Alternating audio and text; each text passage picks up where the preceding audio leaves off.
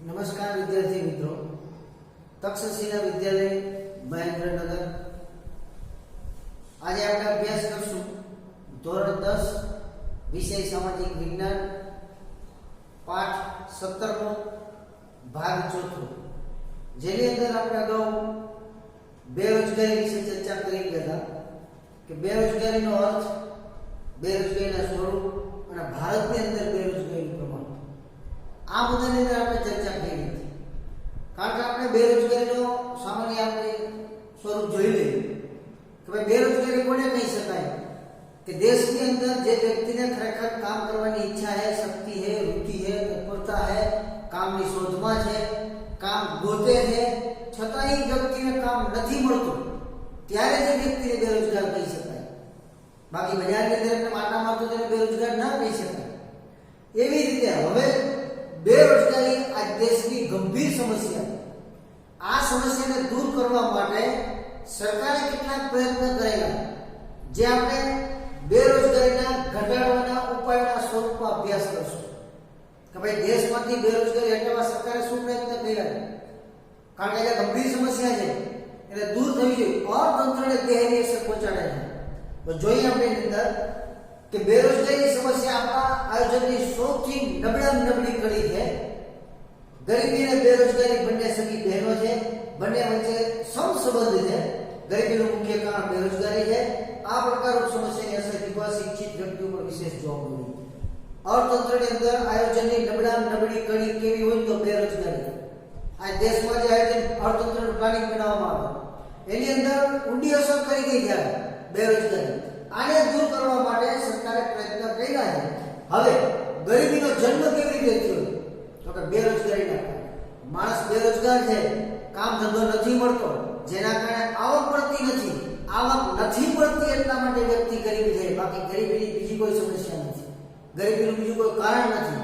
ગરીબી શું કામ છે કે આવકના અભાવના કારણે માણસને પૂરા સમયનું કામ નથી મળતું, એટલા માટે ગરીબી છે. એટલા માટે કીધું કે ગરીબી અને બેરોજગારી એક સિક્કાની બે બાજુ છે અને બે સગી બહેનો છે.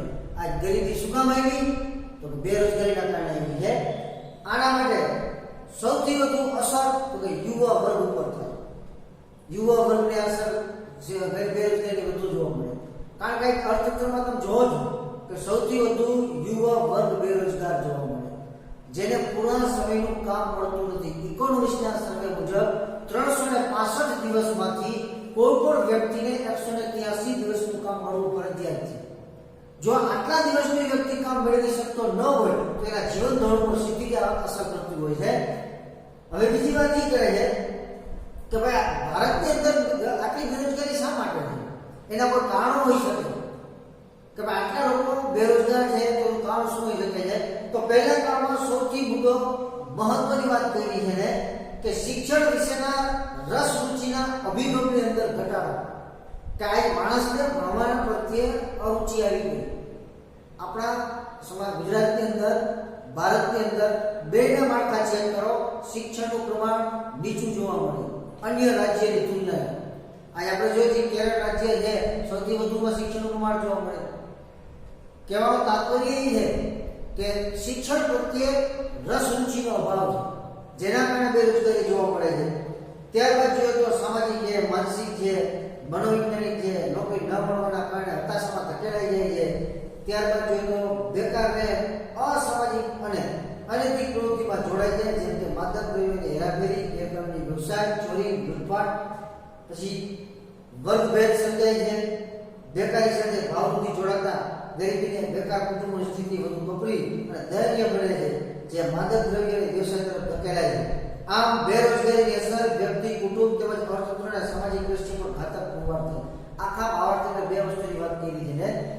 એક, બેરોજગારીના કારણે સમાજની અંદર કેવી પરિસ્થિતિ સર્જાય. બીજી વાત, બેરોજગારી શું કામ છે?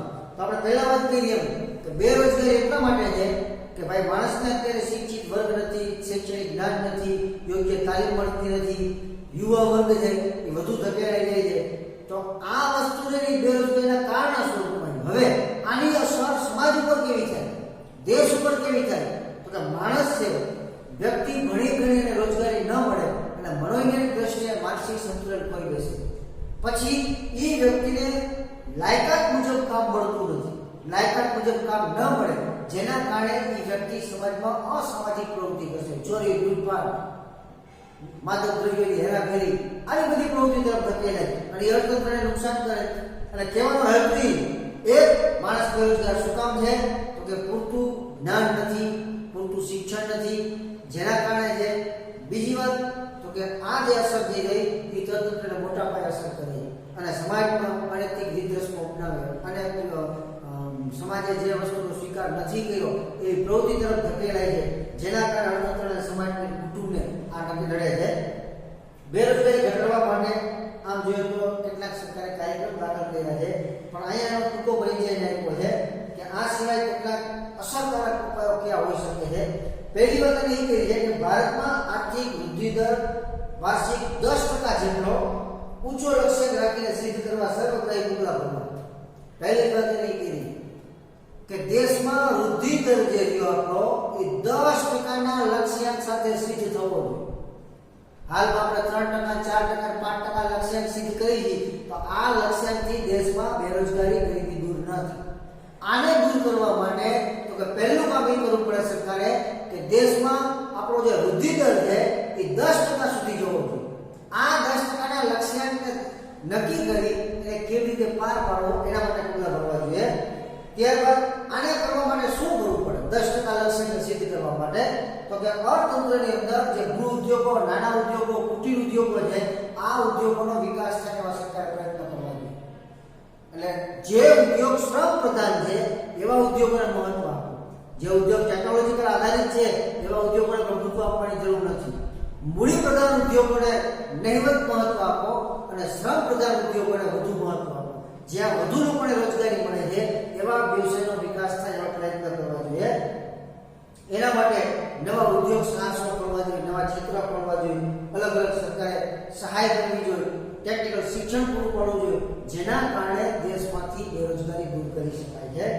બીજી વાત કરી છે કે શ્રમ પ્રધાન ઉત્પાદન પદ્ધતિ પર આધારિત વપરાશી વસ્તુઓના ઉત્પાદન એકમો, નાના અને લઘુ ઉદ્યોગો, ગ્રામ ઉદ્યોગો, વુડન ઉદ્યોગો, આ બધા ઉદ્યોગોનો વિકાસ થાય એવી પ્રોત્સાહિત નીતિ નક્કી કરવી કે જે ઉદ્યોગો શ્રમ પ્રધાન ઉત્પાદન પદ્ધતિ, જ્યાં વધુ માણસો કામ કરી અને વસ્તુનું પ્રોડક્શન કરે, આવા ઉદ્યોગોને વિકાસ અર્થે સરકારે કોઈ પણ પ્રકારની જે નીતિ બનાવી એ આ ઉદ્યોગને ધ્યાનમાં રાખીને બનાવે. આ ઉદ્યોગને લક્ષ્યમાં કેન્દ્રમાં રાખે, એ ઉદ્યોગોને કેન્દ્રમાં રાખી અને આ ઉદ્યોગોનો વિકાસ થશે તો જ દેશમાંથી રોજગારી ઉત્પન્ન થશે. જો આવા ઉદ્યોગોનો વિકાસ નહીં થાય તો લોકોને રોજગારી નહીં મળે. અત્યારે વર્તમાન પરિસ્થિતિ કેવી છે તો કે મૂડી પ્રચર ઉદ્યોગોની સ્થાપના વધુ છે કે જે ઉદ્યોગોમાં ટેકનોલોજી પર આધારિત છે એવા ઉદ્યોગો વધુ નિર્માણ થાય. ત્યારબાદ જોઈએ તો ગ્રામીણ ક્ષેત્રે ખેતી સિવાય સમયની બેરોજગારી ઘટાડવાના ઉપાયો કરવા. અત્યારે હાલમાં આપણે જોઈએ કે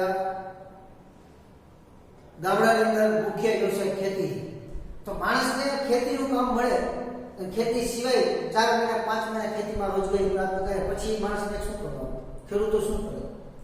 તો આનો વૈકલ્પિક રોજગારી કે ભાઈ ખેડૂતોને ગામડાની અંદર જે કૃષિના સમયગાળા બાદ જે બેકાર રહેવું પડે છે ત્યાં વૈકલ્પિક રોજગારી ઊભી કરો કે ભાઈ આ અન્ય દિવસે માણસ આમાંથી રોજગારી પ્રાપ્ત કરી શકે અને જેના કારણે ખેડૂત ખેતીની અંદર એક વર્ષની અંદર વધુ સીઝન પ્રાપ્ત કરી શકતા હોય, એક કરતા વધુ વખત ઉત્પાદન લઈ શકતા હોય.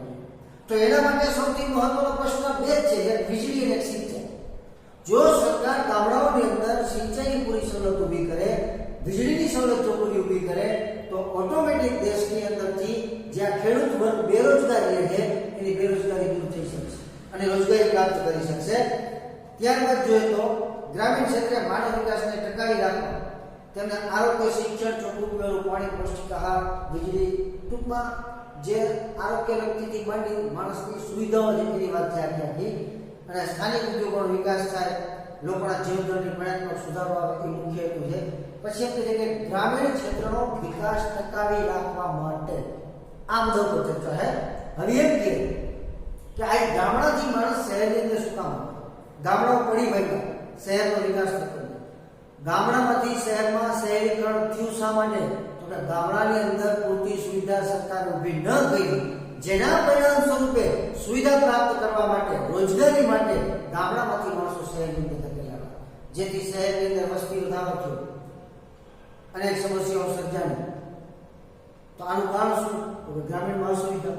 તો હવે એટલા માટે એને કીધું કે ગ્રામીણ ક્ષેત્રમાં માનવ વિકાસ, ગામડાઓની અંદર એટલી સુવિધા ઉપલબ્ધ કરવા, બેન્કિંગ છે, રેલવે છે, ઇન્ટરનેટ છે, વીમો છે, આ વીજળી છે, રસ્તા છે, આ બધી સુવિધાઓ ગામડાની અંદર જો ઊભી કરવામાં આવે તો ગામડાનો વિકાસ થાય.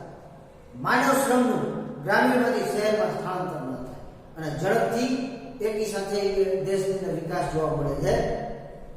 પછી શિક્ષિત બેરોજગારી અને યુવા બેરોજગારી ઘટાડો કરવા માટે તેઓના કૌશલ્યનો વિકાસ કરવા અને શિક્ષણને અનુરૂપ રોજગારી પૂરી પાડવી, કુશળ કારીગરો પેદા થાય એવા વ્યવસાયલક્ષી શિક્ષણની નીતિ અપનાવી, અભ્યાસક્રમની અંદર સ્થાનિક ઉદ્યોગોની જરૂરિયાત સંતોષી શકાય અને ઉત્પાદનમાં વધારો કરી શકાય, રોજગારી વધે અને લોકોના જીવનનો ઊંચું આવે એવા પ્રયત્ન કરવા. હવે એમ કહે છે કે શિક્ષિત બેરોજગારી પેલા દેશમાંથી ઘટાડો.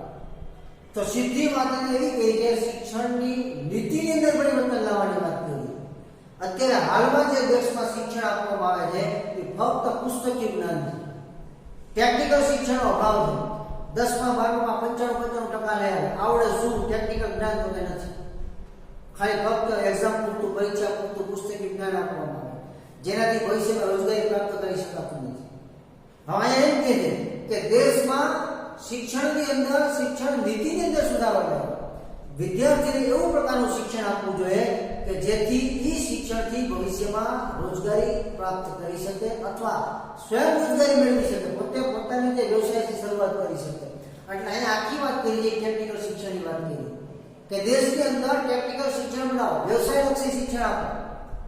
જીવનલક્ષી તો આપણે અત્યારે આપીએ જ છીએ, પણ જોડે જોડે વ્યવસાયલક્ષી શિક્ષણ ઉત્પન્ન કરો કે જેથી વ્યક્તિનો વિકાસ વ્યવસાય તરફ ધકેલાય.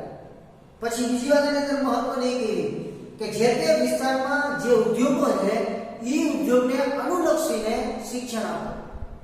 આપણા મોરબી વિસ્તારમાં આપણે જોઈએ કે ભાઈ સિરામિક ઇન્ડસ્ટ્રી છે સૌથી વધુ, તો સિરામિક ઇન્ડસ્ટ્રીની અંદર કેવા પ્રકારના વ્યક્તિની જરૂરિયાત છે એવું વ્યક્તિને શિક્ષણ આપવું જોઈએ, જેથી સ્થાનિક લોકોને તરત રોજગારી પ્રાપ્ત થઈ શકે. એટલે એને વાત કરી કે જે તે વિસ્તાર છે એ વિસ્તારમાં જે ઉદ્યોગો છે એ ઉદ્યોગોને અનુલક્ષીને એ શિક્ષણ પૂરું પાડવું જોઈએ. એટલે અહીંથી બે ફાયદા થાય કે અહીંનો વ્યક્તિઓ બીજે સ્થળાંતર ન થાય અને અહીંયા જે ઉદ્યોગો છે એ ઉદ્યોગોને જેવા વ્યક્તિઓની જરૂરિયાત છે એવી વ્યક્તિઓને સ્થાનિકમાંથી મળી રહે અને રોજગારી પ્રાપ્ત કરી શકે. એટલે અહીંયા શિક્ષણ નીતિની અંદર સુધારાની વાત કરી કે ભાઈ જે વિસ્તારમાં ઉદ્યોગોમાં જેવા વ્યક્તિની જરૂરિયાત છે એવું એને વ્યવસાયલક્ષી શિક્ષણ આપવું જોઈએ, એવા પ્રયત્ન થવા જોઈએ. જો આ મુજબ કરવામાં આવે તો વૈશ્વિક દેશોની શ્રમ શક્તિની તુલનામાં વૈશ્વિક સ્તરે ભારતીય યુવા સમકક્ષ ઉભો રહી શકશે એવી સ્થિતિ સર્જવાનો પ્રયત્ન કરવો પડશે. તો આવી રીતે જો માળખું તૈયાર કરવામાં આવે તો વિશ્વ સાથે ભારત ટકી શકશે. ભારતના વ્યક્તિઓને બહાર કે વિદેશ કમાવા માટે નહીં જવું, એને જેવા શિક્ષણની, જેવા વ્યક્તિની જરૂરિયાત છે એવું દેશની અંદર ટેકનિકલ શિક્ષણ ઊભું થવું જોઈએ. ત્યાર પછી વાત કરી છે ભારત સરકારના શ્રમ મંત્રાલય ઉપરની વાત છે કે જેમની અંદર જોઈએ તો અત્યારે શિક્ષણ પ્રશિક્ષણની તાલીમી સંસ્થા ઊભી કરવી છે, જેનો હેતુ શું છે તો કે ઔદ્યોગિક વિકાસ અનુસંધાન, કે ઉદ્યોગોનો વિકાસ થાય, વિદ્યાર્થીઓને રોજગારી પણ મળી રહે. એના માટે સરકારે આખું માળખું તૈયાર કરવું પડશે. તો એવા જ્ઞાન અને સમજણની શિક્ષણ નીતિ અપનાવવી પડશે. જે એક્ઝામ્પલ પણ આપ્યા છે, જે કેટલીક સંસ્થાઓ કામ કરી રહી છે કે આ કાર્યક્રમ અનુસંધાને મેક ઇન ઇન્ડિયા છે, સ્કિલ ઇન્ડિયા છે, ડિજિટલ ઇન્ડિયા છે. આ જે પ્રોજેક્ટ રહ્યા ને એનો હેતુ શું છે તો કે વ્યક્તિમાં સ્કિલ ડેવલપ કરવું, વ્યક્તિની અંદર જ્ઞાનનો ઉમેરો, વ્યવસાયલક્ષી શિક્ષણ આપવું, તાલીમ આપવી, પ્રશિક્ષણ આપવું કે જે શિક્ષણ થકી ભવિષ્યમાં વ્યક્તિ ગમે તે રોજગારી પ્રાપ્ત કરી શકે. આ યોજનાનો હેતુ છે. આને અનુસંધાને કેટલીક સંસ્થાઓ પણ એવી છે, કેટલાક શાળા કોલેજની અંદર એવા અભ્યાસક્રમો પણ એટલા ચાલે છે. આજે આઈટીઆઈ છે જે ટેકનિકલ શિક્ષણ આપે, ડિપ્લોમા એન્જિનિયરિંગ કોલેજો છે એ પણ ટેકનિકલ શિક્ષણ આપે છે. તો કહેવાનો ભાવાર્થ છે કે પાયાકીય જ્ઞાન શાળા કોલેજની અંદર અભ્યાસક્રમની અંદર ટેકનિકલ શિક્ષણ દાખલ કરવી જોઈએ. પછી શ્રમ શક્તિના આયોજન ક્ષેત્રે સરકારે રોજગારી ક્ષેત્ર નવા ક્ષેત્રો ખોલ્યા, computer technology, information technology, business management. આખા પેરેગ્રાફની અંદર કહેવાનો તાત્પર્ય એવું છે કે દેશની અંદર રોજગારી પ્રાપ્ત કરવા માટે સરકારે કેટલાય અભ્યાસક્રમો દાખલ કરવા જોઈએ. આ બધા નામ આપ્યા છે કે ઇન્ફોર્મેશન ટેકનોલોજીના ઇવેન્ટ મેનેજમેન્ટ કોર્સ છે, હોટલ મેનેજમેન્ટ છે, બધા કોર્સ છે કે જેના નામ આપ્યા છે. જેનો ભાવાર્થ શું છે તો કે આ બધા કોર્સનો ભાવાર્થ થઈ જાય કે જો વિદ્યાર્થી આ શિક્ષણ પ્રાપ્ત કરશે તો ભવિષ્યમાં ગમે તે રોજગારી મેળવી શકશે. એને કોઈ ઉપર નિર્ભર નહીં હોય, પોતે સ્વયં રોજગાર, પોતે પોતાની રીતે ગમે તે જો સામાન્ય માટે ડિપ્લોમા કોર્સ ટાઈપમાં છે, આ સ્પિનિંગના છે, ટર્નિંગના છે, પ્લમ્બરિંગ છે, ટીવી કે રેડિયો રિપેરિંગના છે, આ બધા કોર્સ શું કેવા છે કે જોઈને રોજગારી ક્યાંથી નોકરી ક્યાંય ન મળે તો પોતાની રીતે રોજગારી પ્રાપ્ત કરી શકે છે. ત્યારબાદ બીજી વાત આની અંદર મહત્વની કીધી છે કે સ્થાનિક ઉદ્યોગોની સાથે રહીને તાલીમ સંસ્થાઓ સહકાર પરસ્પર સંકલન દ્વારા શક્ય બને. હવે આ બધા કોર્સ જે કરે છે, જે સ્થાનિક સંસ્થાઓ છે, સ્થાનિક ઉદ્યોગો છે, એની સાથે સંલગ્ન થવું. આ આપણી સંસ્થા ચાલે છે તો આપણી સંસ્થા ઇન્ડસ્ટ્રી સાથે જોડાયેલી છે. આપણે ઇન્ડસ્ટ્રીવાળા જે વ્યક્તિની માંગ કરે છે એ પ્રકારનું શિક્ષણ આપવાનું. આજે આપણે જોયું કે કેટલાક નેતાજી છે, કેટલાક સીએ એનો વારંવાર આપણે કોલ આવતા હોય કે ભાઈ 12માની અંદર કોમર્સમાં સારા ટકાવાળા હોય તો અમારે એવા વિદ્યાર્થીની જરૂરિયાત છે. આપણે અહીં લિસ્ટ પણ આપીએ કે આટલા વિદ્યાર્થીઓ 12મા કોમર્સ નામાયણની અંદર માસ્ટરી. તો આવી રીતે અલગ અલગ સંસ્થાઓ છે, એ સંસ્થાઓ સાથે અલગ અલગ ઉદ્યોગો જોડાયેલા હોય છે. એને અનુલક્ષીને શિક્ષણ આપવું જોઈએ જેથી ભવિષ્યની અંદર ફક્ત વ્હાઇટ કલરની નોકરી નહીં કે માણસ ગમે તે વ્હાઇટ કલરની બસ ખુરશી આરામદાયક 2 રૂપિયા કમાવા એમ નહીં, ગમે ત્યાંથી ટેકનિકલ શિક્ષણ દ્વારા રોજગારી પ્રાપ્ત કરી શકે. પછી આખે આ પેરેગ્રાફમાં વાત કરવામાં આવી છે કે ઉદ્યોગ સંબંધિત વિકાસ સાથે કે ભાઈ જે ઉદ્યોગો છે એનો વિકાસ કેવી રીતે થાય, કારણ કે ઉદ્યોગોનો વિકાસ થશે તો જ એ લોકો રોજગારી આપી શકશે.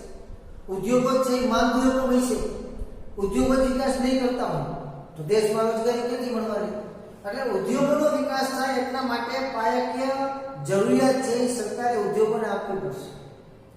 ઉદ્યોગોના વિકાસ સાથે સરકારે જાહેર પેકેજ બહાર પાડવા પડશે. ઉદ્યોગોની જરૂરિયાત પૂર્ણ કરવી પડશે.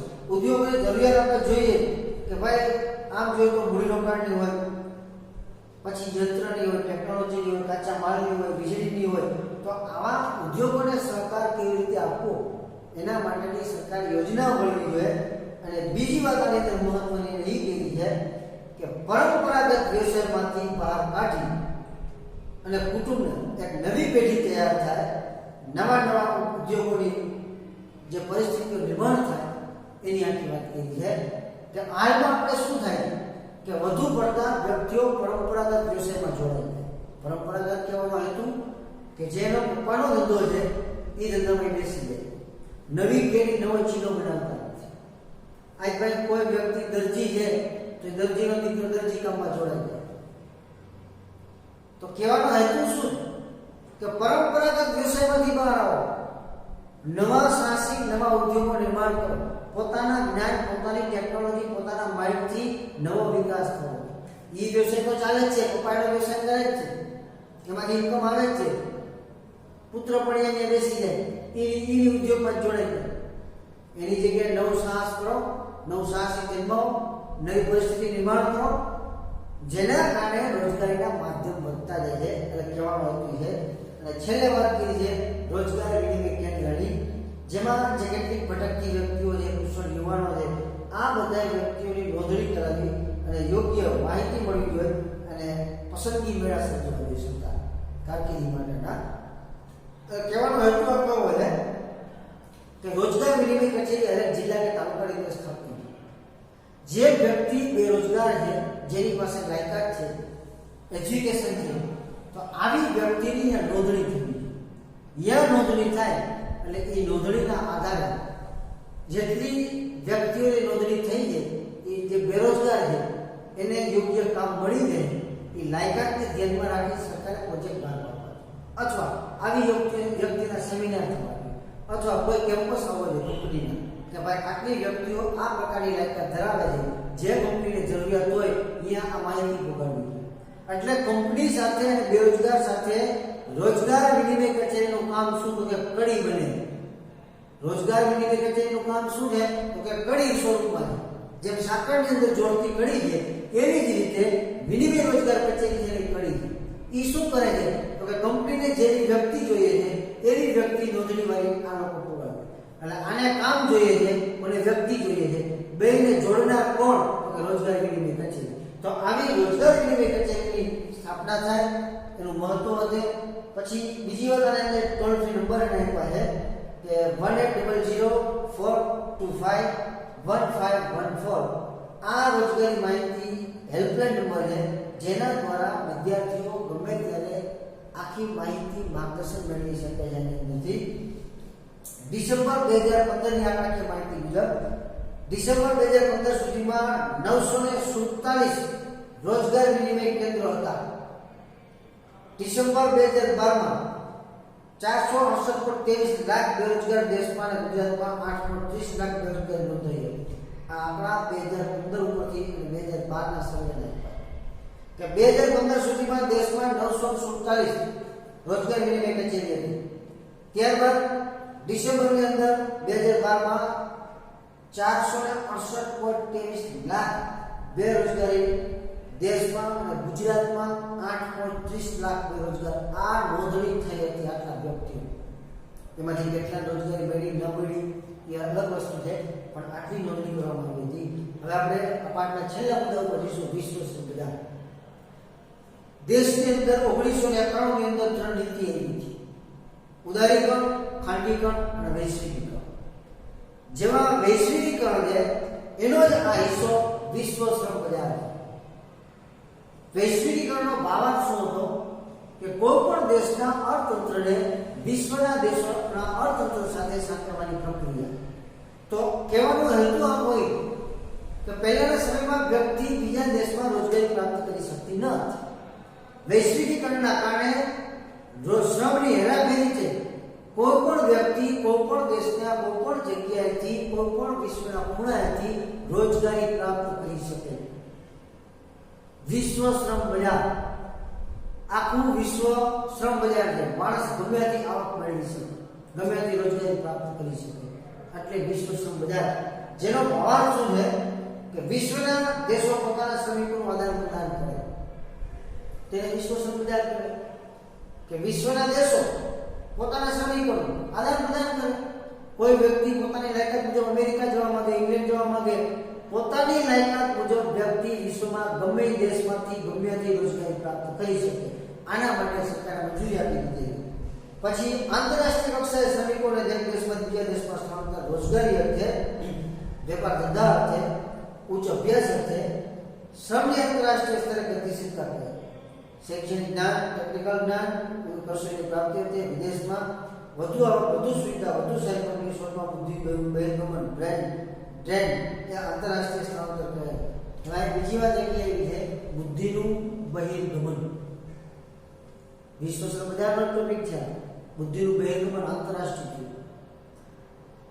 ભારતની અંદર કોઈ પણ સાયન્ટિસ્ટ, વૈજ્ઞાનિક છે એ વ્યક્તિ અમેરિકા કમાવા માટે ગયો તો અહીંયા બુદ્ધિ ધનનું બહિર્ગમન થયું. ભારતની બુદ્ધિનો લાભ અમેરિકાને મળ્યો. ફોર એક્ઝામ્પલ, આપણા હળવદ તાલુકાનો ટીકર ગામ, સામ પિત્રોડા, જેને કોમ્યુનિકેશન ક્ષેત્રે ક્રાંતિ કરી. હવે આ વ્યક્તિ અમેરિકા ગઈ, વ્યક્તિ ભારતની, બુદ્ધિ ભારતની, લાભ અમેરિકામાં મળ્યો. તો આ બુદ્ધિ ધનનું બહિર્ગમન થયું. અને આમ જોવા જઈએ તો વિશ્વ શ્રમ બજારથી ગેરફાયદો પણ છે કે જેથી દેશની અંદર જે બુદ્ધિશાળી ધન છે, બુદ્ધિનું ધન છે, એનું બહિર્ગમન થાય આંતરરાષ્ટ્રીય. અને આનાથી નુકસાન પણ છે અને ફાયદો પણ છે. કારણ કે વ્યક્તિ પોતાની બુદ્ધિ, પોતાની કક્ષા મુજબ પોતે આર્થિક દ્રષ્ટિએ આર્થિક સદ્ધરતા લાવવા માટે નાણાં કમાઈ શકે, વિદેશમાં જઈ શકે. કારણ કે વિશ્વ શ્રમ બજાર કોઈ પણ દેશ પોતાના શ્રમ આદાન પ્રદાન કરે, આવું ગવર્મેન્ટ સરકાર કરતી છે. પણ અહીંયા બ્રેડ ડ્રેન એટલે કહેવાનો હેતુ કે બુદ્ધિ ધનનું બહિર્ગમન પણ થાય છે. પછી ઘણી વખત વ્યક્તિ વિદેશમાં જાય છે શા માટે? તો કે સામાજિક લોભો વધારવા માટે, આર્થિક દ્રષ્ટિએ સદ્ધરતા લાવવા માટે. પછી ઘણી વખત વિદેશી કંપનીઓ પ્રલોભનો પણ આપતી હોય કે ભાઈ તમે અમારા દેશમાં આવો, અમારી કંપનીમાં આવશો, અમે તમને આટલી આવક આપશું, આટલી સુવિધાઓ આપશું, આટલી ગાડીઓ આપશું, બંગલા આપશું, રહેવા માટે સુવિધા, ખાવા માટે સુવિધા, આવી ટોટલી સુવિધા પ્રોવાઈડ કરતા હોય, જેનાથી લાલસાના કારણે વ્યક્તિઓ વિદેશ કમાવા માટે જતા હોય. આ બુદ્ધિનું બહિર્ગમન થાય. એટલે કહેવાનું તાત્પર્ય એ છે કે જે બુદ્ધિ પ્રતિભા ધરાવતી વ્યક્તિઓ છે એની દેશમાં આજ દિનો કાળ ખોટ વર્તાય આ વિશ્વ સંવિધાનના કારણે. કારણ કે ભારતનો બુદ્ધિશાળી વ્યક્તિ ભારતમાંથી શિક્ષણ પ્રાપ્ત કર્યું, ભારત એની જન્મભૂમિ છે, અને જ્યારે એની બુદ્ધિનો લાભ ભારતને આપવાનો થાય છે ત્યારે એ જ વ્યક્તિ છે હવે પ્રલોભનોના કારણે વિદેશમાં કમાવા માટે જાય. વિદેશમાં જાય છે એની બુદ્ધિનો લાભ મેળવો કે નહીં તો વિદેશમાં મેળવો. ભલે ભારતની છે, વિદેશમાં જે શોધ કરશે નામ અમેરિકન લાગી જશે. વ્યક્તિ ભારતની, બુદ્ધિ ભારતની, શોધ અમેરિકામાં જઈને કરી, નામ આવ્યું ભારત અમેરિકાનું. ભારતનું હોવા છતાં અમેરિકાનું. તો આ ને આનાથી નુકસાન શું થઈ છે કે એક સમય એવો આવશે કે ભારતની અંદર બુદ્ધિશાળી વ્યક્તિ, બુદ્ધિજીવી વર્ગનો ઘટાડો જોવા મળશે, જેનાથી દેશને મોટા મોટી ખોટ ઊભી થઈ છે. હંમેશા પ્રતિભાશાળી વ્યક્તિ, બુદ્ધિ પ્રતિભા વ્યક્તિ દેશની અંદર જ રહે, એને પૂરતી સુવિધા બીજી સરકાર જો આપી શકતી હોય તો ભારત કેમ નહીં? બીજા દેશની સરકાર જો સુવિધા પ્રોવાઈડ કરી શકતી હોય તો ભારત કેમ નહીં? તો ભારતની અંદર એવું પ્લાનિંગ બનાવવું જોઈએ, સરકારે એવું આયોજન કરવું જોઈએ કે જેના થકી બુદ્ધિ ધનનું બહિર્ગમન ના થાય, બુદ્ધિશાળી વ્યક્તિ, પ્રતિભાશાળી વ્યક્તિની ખોટ ભારતને ના વર્તાય. ભારતની અંદર એવી સુવિધા ઊભી થવી જોઈએ. આજે આપણે જોઈએ છે કે ક્યાં કેટલાક કાર્યક્રમો સ્થળાંતર કરે છે ટેકનિકલ જ્ઞાન માટે, શિક્ષણ માટે. અત્યાધુનિક કુશળ અને માહિતી તકનીક એટલે કે આઈટી, સંદેશ સેવા ટેકનોલોજી, બાયોટેકનોલોજી, દફતરી સેવાઓ, આ બધાની આજે માંગ વધતી જાય છે. તો આવા ટેકનોલોજીનો કોર્સ છે એ ભારતની અંદર ઉપલબ્ધ કરો, ભારતમાં આવા વર્ગની અંદર વધારો થવાનો પ્રયત્ન કરો, અને દેશમાં વિશિષ્ટ શૈક્ષણિક લાયકાત, કુશળતા પ્રાપ્ત કરતા લોકો, તાલીમ પામેલા શ્રમિકો, તજજ્ઞો, આ બધાને એવી યુક્તિ રજૂ અપનાવી અને વિદેશમાં લઈ જતા હોય તો આ સુવિધા લોભામણી નહીં, એનાથી લલચાઈ નહીં અને વિદેશની અંદર આપણું બુદ્ધિ ન જાય એના માટે સરકાર પ્રયત્ન કરવા જોઈએ. ઔદ્યોગિક એકમોની હરીફાઈમાં રહેવા માટે પોતાને જરૂરી હોય તેવી આવશ્યક લાયકાત, જ્ઞાન, કૌશલ્ય કર્મચારીને ઉચ્ચ તાલીમ આપવા વિદેશમાં તાલીમ મોકલે જ છે, જે આંતરરાષ્ટ્રીય સ્થળાંતરનો જે પ્રાપ્ત છે. ઘણી વખત આવું પણ બને કે કેટલી કંપનીઓ એવી છે કે પોતાના કર્મચારીને વિદેશ મોકલે કંપનીના ખર્ચે. શું કામ? તો કે ટેકનિકલ શિક્ષણ મેળવવા માટે. દાખલા તરીકે કોઈ પણ સિરામિક ઇન્ડસ્ટ્રી છે એ પોતાના કર્મચારીને વિદેશમાં ટેકનિકલ જ્ઞાન મેળવવા માટે મોકલતી હોય, બધો ખર્ચો કંપની આપતી હોય. હવે એ વ્યક્તિ વિદેશથી ટેકનોલોજીકલ કે કોઈ પણ જ્ઞાન, માર્કેટિંગનું જ્ઞાન લઈને આવશે એટલે એનો લાભ કંપનીને મળશે. તો આવી બુદ્ધિજીવી વર્ગ છે એના ઉપર સરકારે કે કોઈ પણ કંપનીવાળાએ આંતરરાષ્ટ્રીય સ્થળાંતર પણ કરવું જોઈએ.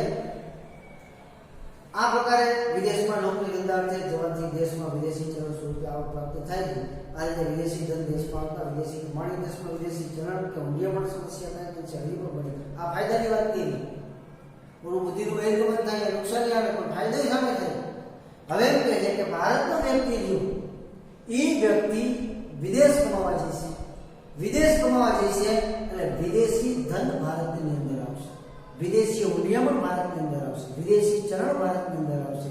તો આપણા ભારતને પણ ફાયદો થાય કે ભારત આર્થિક દ્રષ્ટિએ સદ્ધર પણ બને. સામે બુદ્ધિ ધનનું બહિર્ગમન થાય, નુકસાની છે, પણ કમાવા માટે જશે તો વિદેશી ભંડોળ પણ ભારતની અંદર આવવાનું. અને ફાયદો ગેરફાયદો બંને વસ્તુ છે, પણ પહેલો લાભ ભારતને જ્ઞાનનો મળે ને એવો હેતુ હોવો જોઈએ. એટલે આપણે આખા પાઠની અંદર કે જેમાં ગરીબી, બેરોજગારી ખરેખર મુદ્દો દેશનો કેવો છે એનો આપણે અભ્યાસ કર્યો છે. અને અહીંયા આ ટોપિક સાથે આપણે આ પાઠને પૂર્ણ કરીએ છીએ. અને નેક્સ્ટ પાઠની અંદર નવા ન્યૂ લેક્ચરની અંદર નવો અભ્યાસ, જે નવી નીતિ અત્યારે સરકારે જે 33% અભ્યાસક્રમ જે નાબૂદ કર્યો છે એને ધ્યાનમાં રાખી અને નવા પાઠની શરૂઆત કરશું. અસ્તુ.